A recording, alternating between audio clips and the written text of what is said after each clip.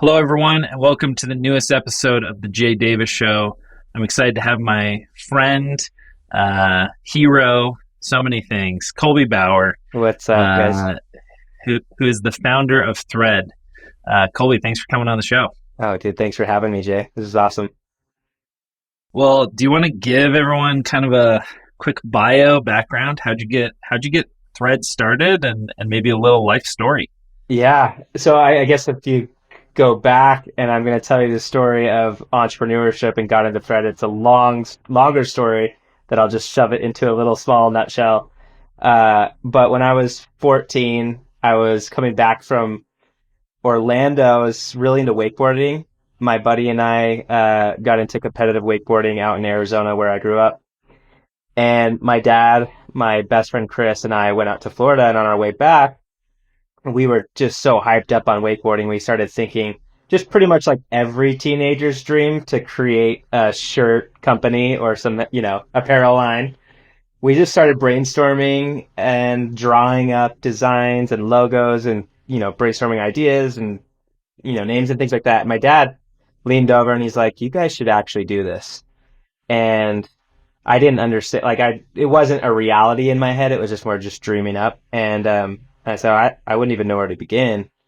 And he just said, "Well, let me help you guys. I've started a number of businesses. I'll help you guys." So he gave us $2,000 as 14-year-olds to screen print and embroider hats. And we were off and running. And as a student in school, I was the worst student. Like, I have ADHD, so I'm like really bad at focusing. And unless I really, really like it, then I'm all in.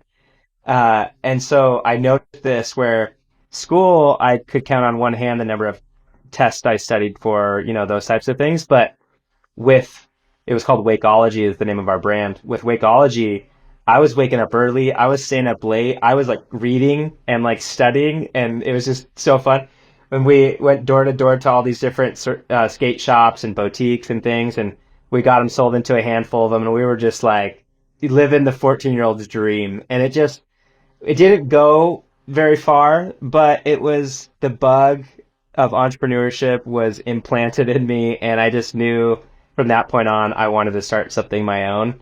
And so fast forward, after in college, I was at BYU. My good friend Garrett G, who started an app called Scan, it was one of the first QR code readers right when smartphones really started to take off. He developed that out and sold it to Snapchat for $54 million dollars while we were still in college.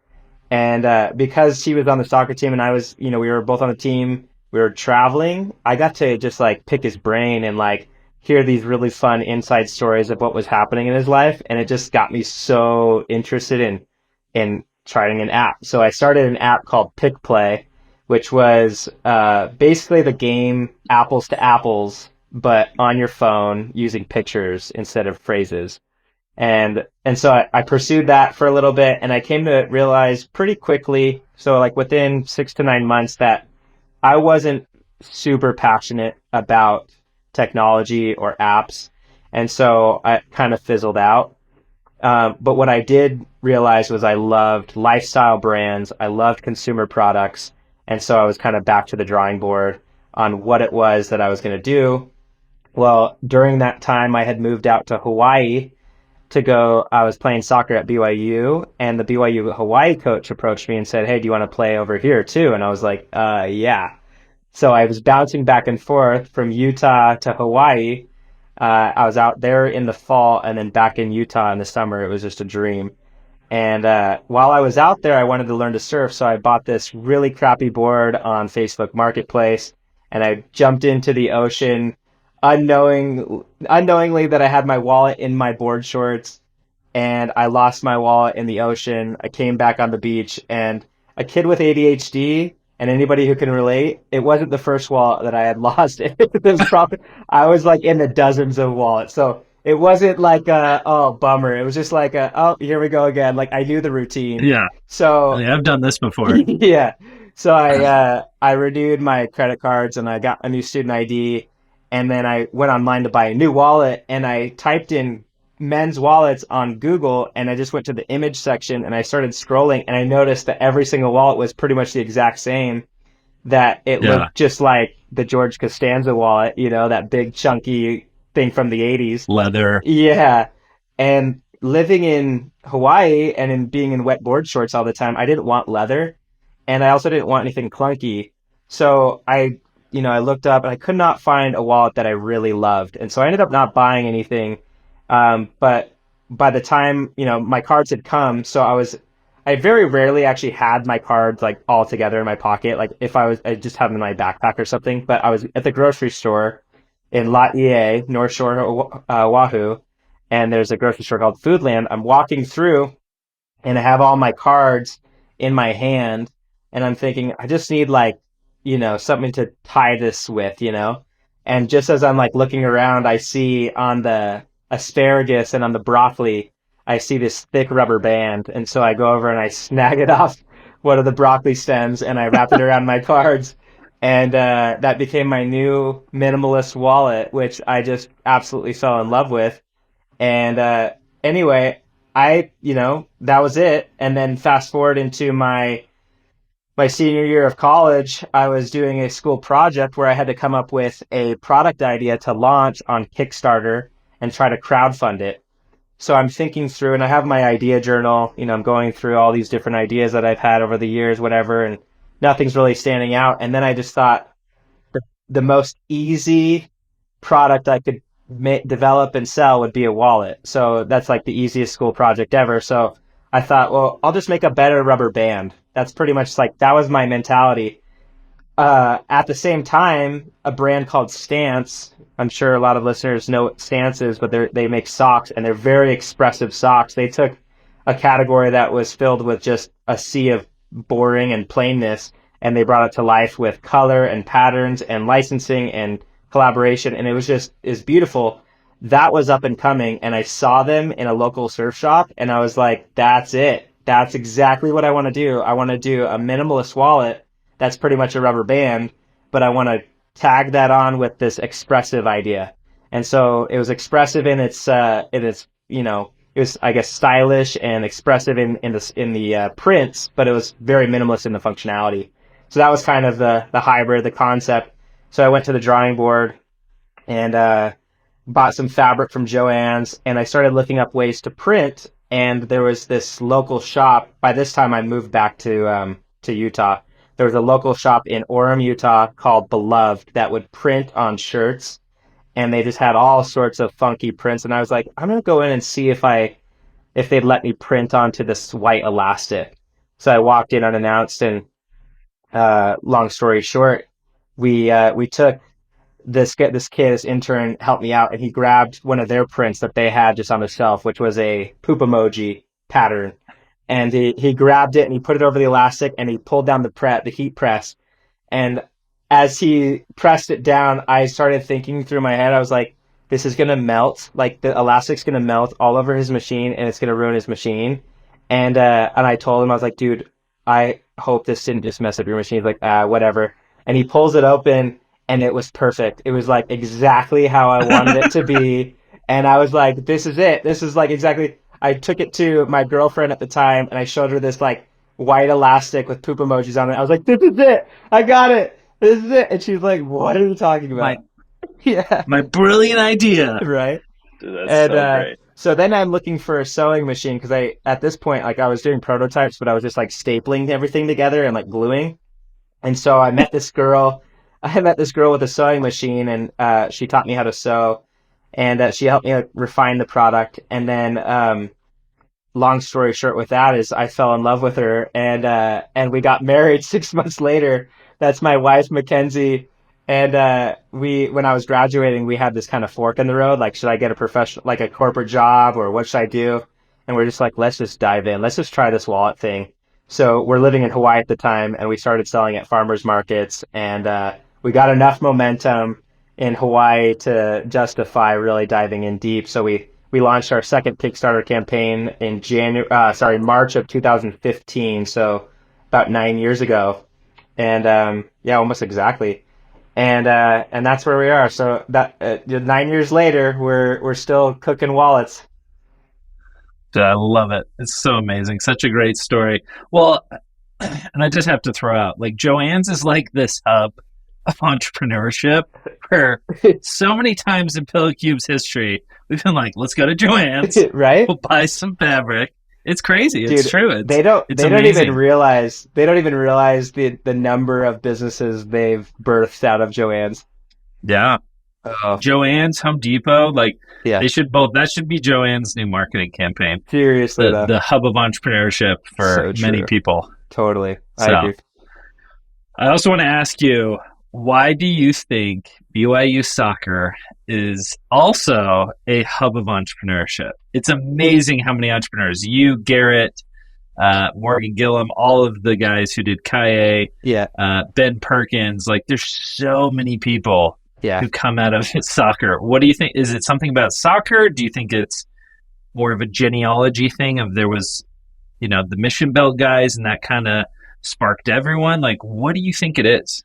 I think it's a culmination of everything that you just said. So I think once you see one of your friends do it, similar to like how I was looking at Garrett, it was like it became doable and approachable and inspiring. And so you watch like the early on guys, you've got to mention a guy named Jake Kavanaugh who did Kavanaugh cookies and chocolates, and they just took off. Yeah. Anyway, like you see one guy that's like a homie of yours just take off and do something, it just inspires you, right? And I can't say that, I think like entrepreneurs might be attracted to soccer, or soccer might help facilitate some of the entrepreneurial mindsets. It's a very dynamic sport. There's no like plays like in basketball or football. You have plays, or baseball. It's like pretty like you got a batter up and you got a pitcher. Pretty structured. Whereas like soccer is just like on the move, and it's like, and I feel like that type of sport, it trains you to be dynamic and to constantly be problem solving, because you're basically like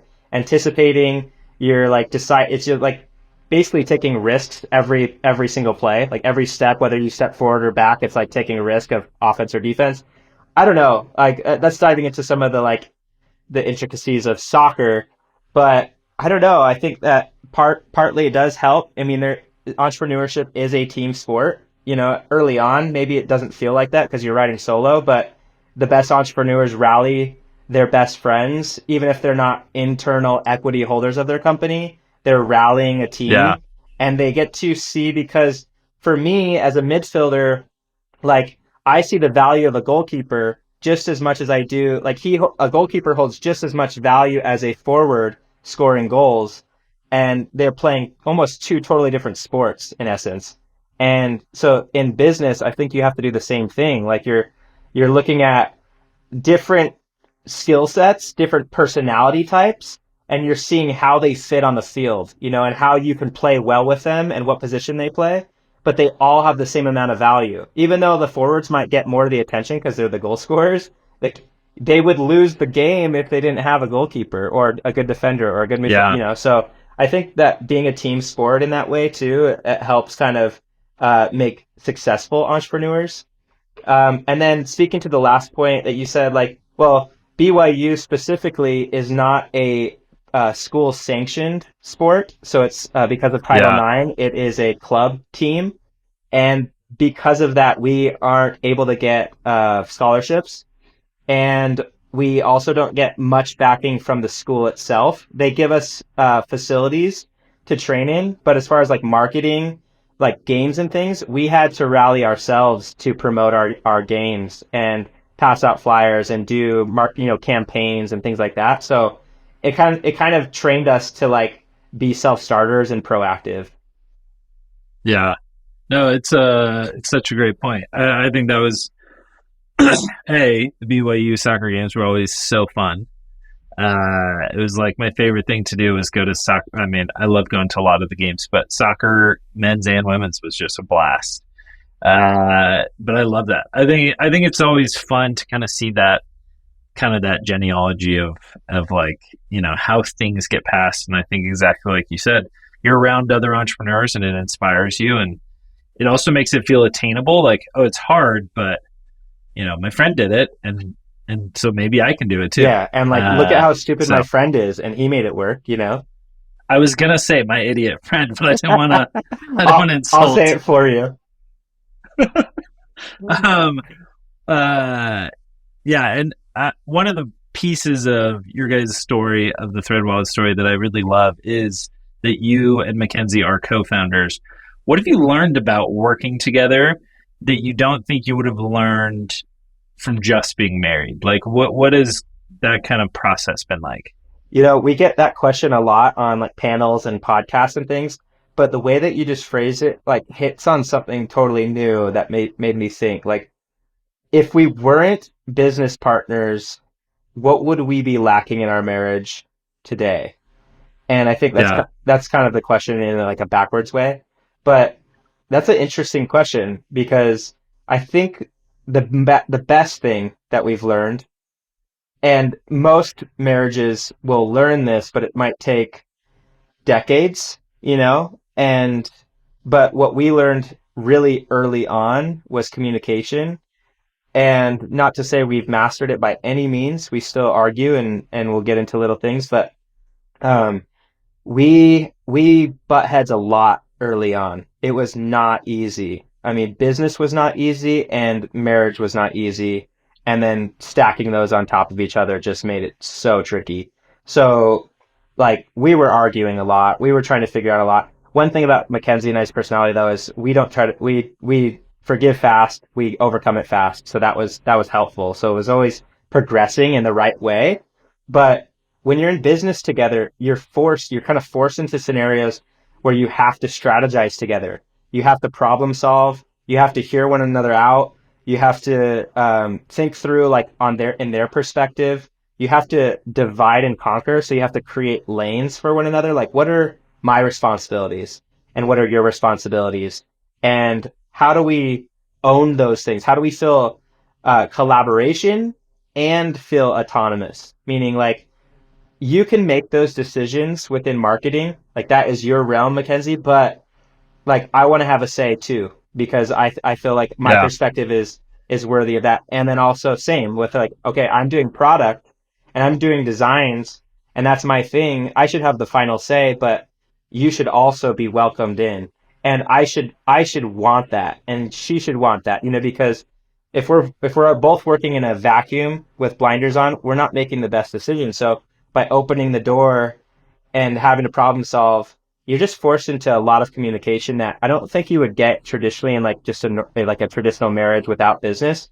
I mean, you might when you're parenting, but like we were working and around each other literally every single hour of every single day where, our parents or most, if you don't work with your spouse, then it's like the mass majority of the day you're actually apart from your spouse and then you just see them in like these certain times and for better like I would say for worse it can be for better or worse depending on how like what your personalities are, but I would say when you can see your spouse in a work environment like when say let's just for the sake of like the man is out, and this is just using genders, but like say the man is out working and the female's at home. Well, the man doesn't get to see or hear all the stresses and all the problem solving and all the pains and all the dealing she had to work with at home, maybe raising kids or yeah, whatever else. And then on the flip side, she doesn't also get to see the stresses that he's dealing with at work and maybe the office politics and all of these things, right? Well, when you're working together, you see everything. And so you know what your spouse is going through, and so you can sympathize and you can empathize, and it's just different dynamic.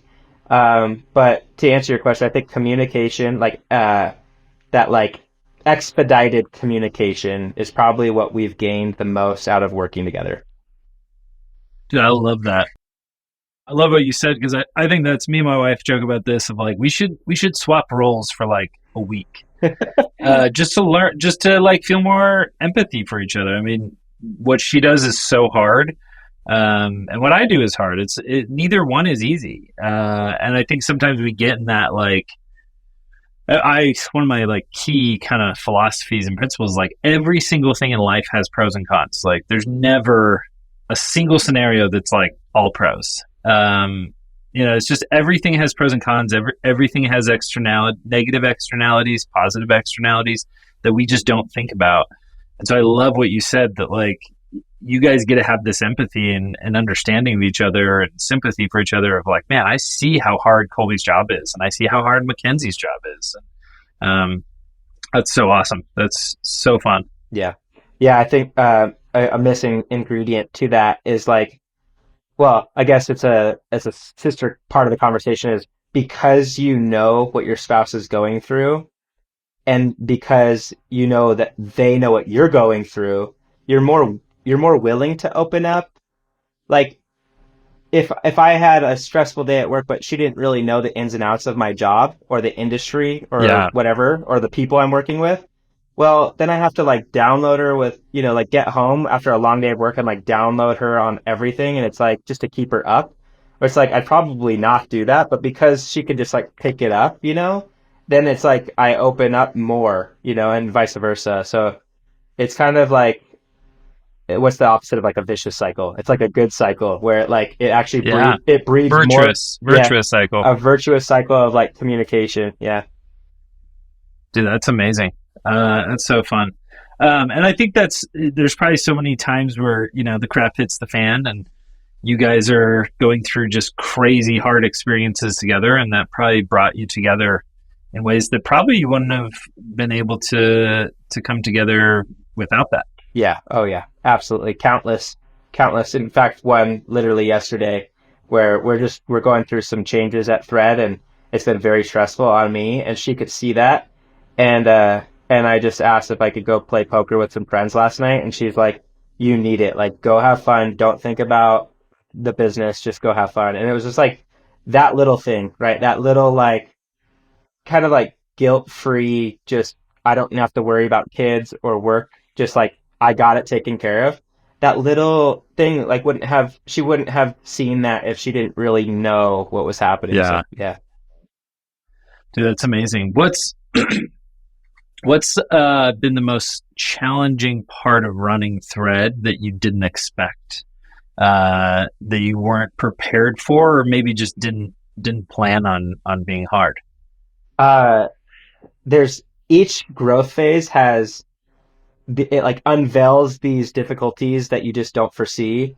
Um, Yeah. and each business is totally different. So like you might kind of know what's coming, but everything's so different. I would say because it's so relevant right now, the most difficult thing is staying relevant in our industry. Uh, and that means like we found success over the last 9 years, but to continue to have success in this day and age and for the next 10 years it's a whole different playbook. So Yeah. we can't continue to do what we've done. It just doesn't work anymore. Like it's a whole different era. And so we're like back to ground zero in essence. Like we're alongside every new business right now, just trying to crack the code on how to communicate to our customer. Is it TikTok? Okay, well, if it's TikTok, what content do we push? Is it YouTube? What kind of content do we push there? Instagram, email, SMS, e-commerce versus wholesale. You got product expansion. You got a whole new sales mix. So you're looking at wholesale and e-commerce and Amazon and owned retail and custom. And it's like you used to ride a bicycle and it was like this super easy machine that you just go from point A to point B. And now it's like you got a Titanic. Well, at least what feels a Titanic, even though it's really small still. But like it's more complex. And so there's so many more gears going on and there's people and people are just difficult in of themselves. And that affects the culture and the culture. Anyway, it's just like, so where we're at today is probably the trickiest of all, Yeah. because it's complexity. Now, I'm able to delegate more, so it's not as like grunt work in the weeds type work like it used to Yeah. be. And that's where when you start out, that's what's difficult is like you're literally burning the candle at both ends and you're just like your to-do list is just never ending. But as you grow, you trade that for more complexities within the business that you're trying to navigate. So Yeah. Dude, I think that's one of the things that just naturally happens in business is you want to grow so much and then you grow and you kind of look back and you're like, man, those were fun days. Right? I Things were know. way simpler. Same. It's just a totally different. That's actually one of my favorite things of becoming friends with you guys is that we had those early days where our offices. This is a deep fact that Creatively's office was next to Thread's office, and we were all. Your team was in this, small space, and we were in a small space. And sometimes we'll have a project at the Bright Building where those offices were, and it's like, man, that was so fun. And at the time, I was just like, I want to grow, I want to get bigger, I want to like get to the next level. And now you look back and you're like, man, I wish I could go back in time and be like, dude, freaking enjoy this. Like, it's an amazing, and we did. We had a lot of fun. But anyways, I feel like do you ever? Oh yeah, Go yeah, ahead. dude, 1000%. I could. You just stole the words from my mouth, but yeah, it's like life. You have like as a preschooler and elementary school, you're always looking like, oh, but I can't wait to get to middle school. And then once you're in middle school, you're like, oh, I can't wait to get to high school, and then college, then professional, and then you look back after like all of it, and you're like, dang, can we go back to preschool? You know, Yeah, it's the same it's so concept. true. Yeah, and it's hard to stop and really kind of like just find gratitude and kind of look around and be like, man, this is amazing. Yeah. And that's where like it's fun for me to see the Thread story is to see you guys. And I don't think that was your first office, was it? Or was that your second? It was our second, yeah. I mean, after Yeah. our we worked out of our house for like 2 years, and then we had a strip mall office, and then we went to the Bright Building. Yeah. So it's just fun. It's fun to see that growth. What's like the big problem you're trying to solve? And I love what you said earlier.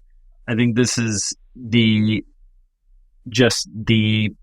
cost of doing business or the challenge of doing business is you're just constantly solving new problems, and no one gave you a playbook.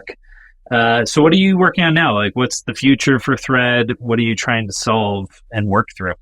Yeah, I mean, you just said it. Like, even if somebody did hand you a playbook, like that becomes irrelevant within like a month. I feel like just because of Yeah. how fast the landscape changes in this day Yeah. and age with social media. Like trends come and go, and you have new tools like AI is just. I feel like is a rocket ship right now, and it's like, what? How is that changing the landscape? I mean, the playbook is just ever evolving. I guess is my point. The one thing that you can hold on to as pretty much evergreen is your business philosophy. At least that's how I know you, Jay. We've talked about some of our business philosophies, and those principles that you choose to add to your playbook, so to speak, is they can be evergreen. Like people first, profits second, or like that Yeah. concept or that principle that can remain no matter what size of company you are, right? And so I would recommend to any entrepreneur is it takes experience as far as like how you're kind of what principles you're holding on to and building your own philosophy, because you can read books, look at the library you have, Jay. I mean, you're just like, Yeah. always read. You can read all those books, and maybe in 100 pages you find one sentence that you're like, that's it. That's what Yeah. I'm holding on to. That's what I believe, and you stake your flag in that, and you just rip that page out and you put it in your playbook, and you're kind of like accumulating all of these nuggets as you go throughout business, and you're just building this stack of amazing plays that you can always lean back on. So when there's a recession or when everything's all well and good, you always check yourself against those, like basically the articles of faith, so to speak. And Yeah. we have those listed out. Like we repeat those as a team every single quarter when we do an all hands meeting. We go through every single one of those and we keep ourselves in check. And then every week we do our core value culture share. So we have lunch together and we highlight each other as employees and where we saw someone uh, showcase one of the core values and how and those things, like you have to kind of build that, and that's what builds the culture, and then the culture and the people are what actually build a business. So if you have that right and you build that foundation, then that can stay relevant no matter what, and now it's just a matter of, okay, we got the right people, we got the right core values, we got, the right culture and all this. Now it's a matter of, okay, tactics. And so because you have the right people, they're going to figure it out, and so it all starts with Yeah. that.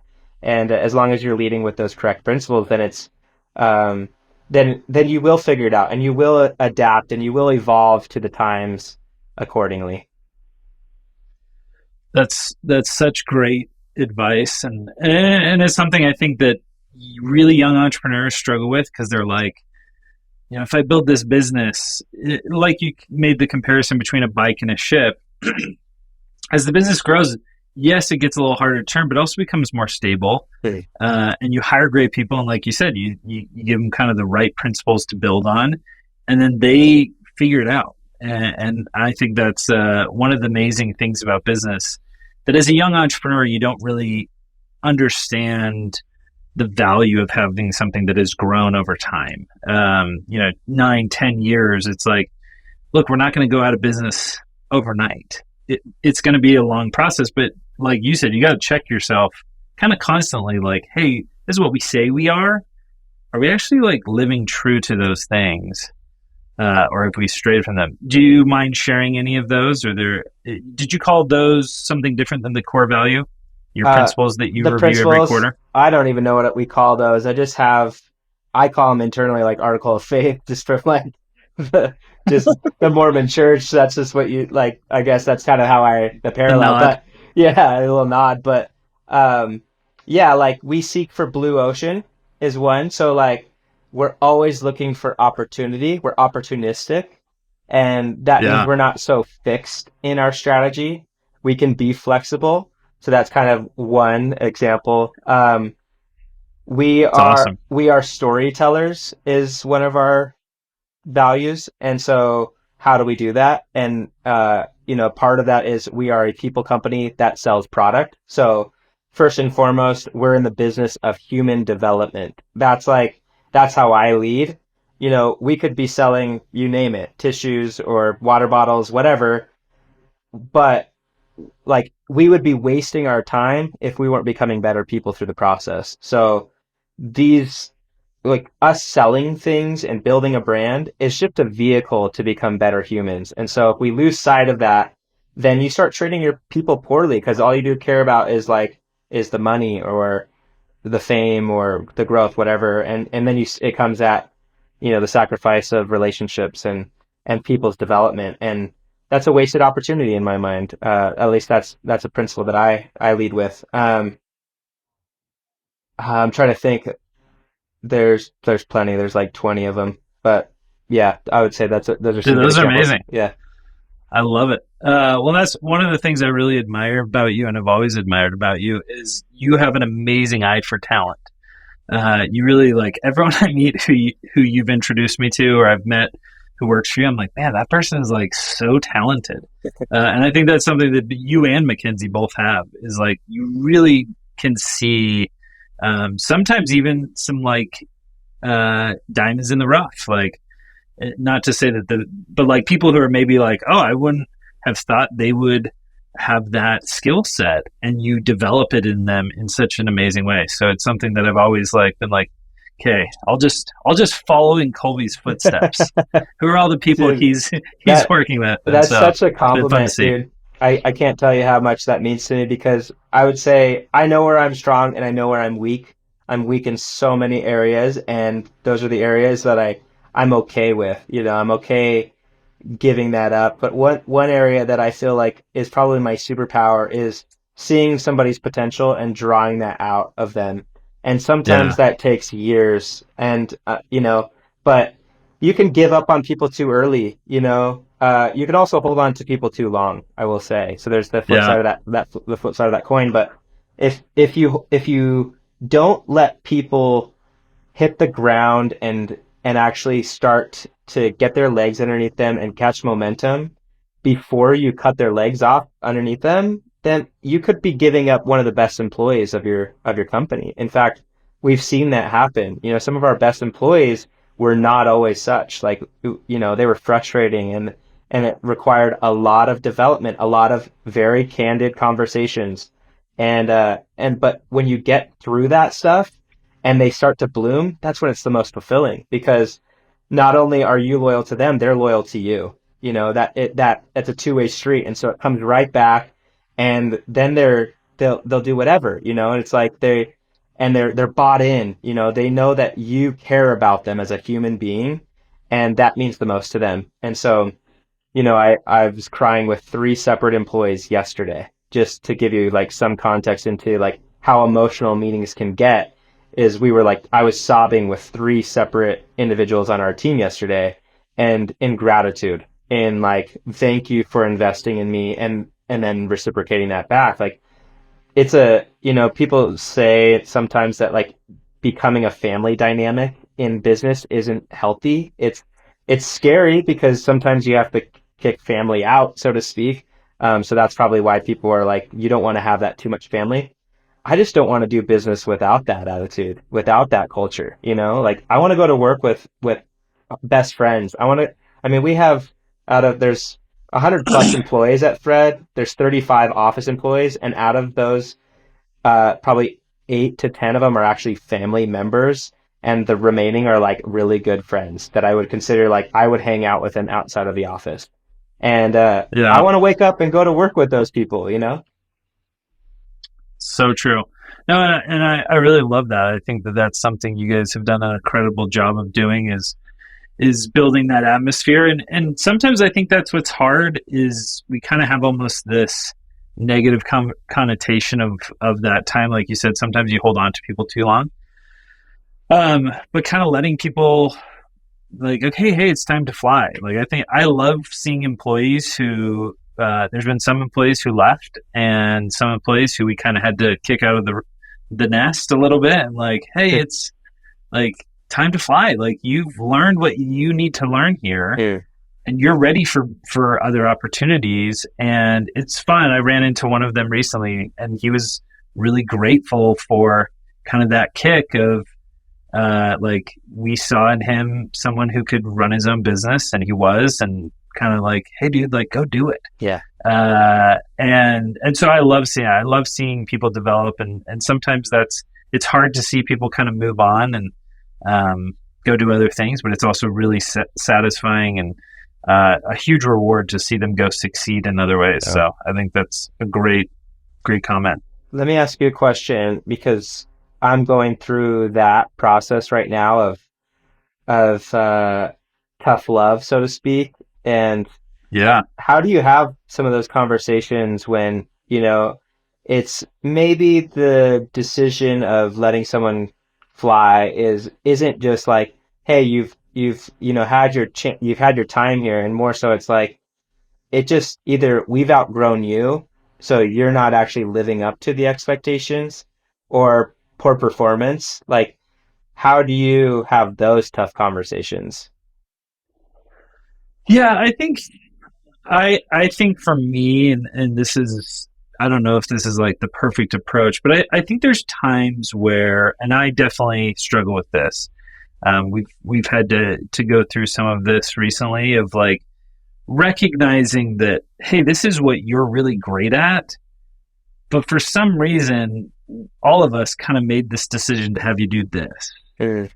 And often that's even like it's best of intentions. It's like, Yeah. we love this person, we want to keep them around, let's give them another job that, isn't maybe what they're best at, but we want to keep them so much. Mhm.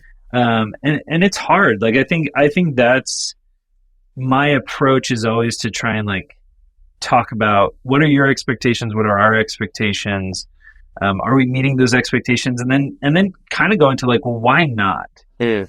You're not a bad person. I think that's kind of what I was saying with the stigma of like losing job or being fired or being laid Mhm. off. Like, Yeah.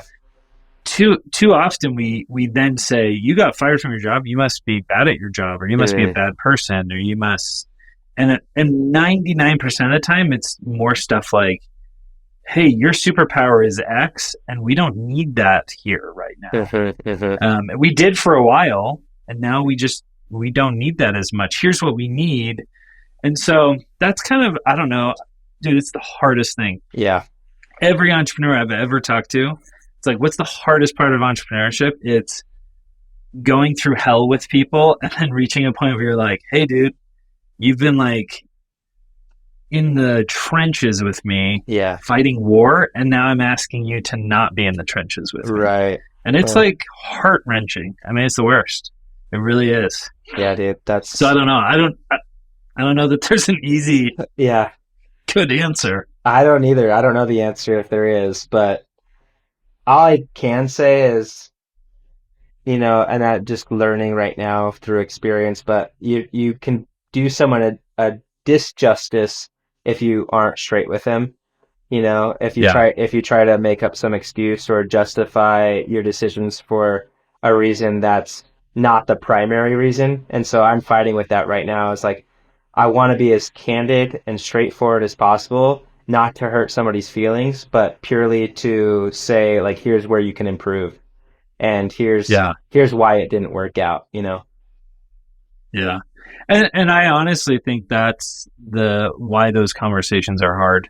And again, I'm not professing that I'm awesome at them. It's really hard because you love that person and you care about that person, and so you're like, should I just kind of take the easy way and just like, it's just not working, or should I, give them some really like radical candor, Yeah, that right. book talks about, of just being very like, look, this is what it is, and again, I think if you frame it from the standpoint of what do you love, and what are you great at, that's something that I've noticed. It's amazing to see how often people kind of have a perception of them. They're like, this is what I'm great at, or even this is what I want to be great at. Mhm. And I love as a leader, some getting to go in and say like, yeah, but dude, this is what you are like best in the world at. Right.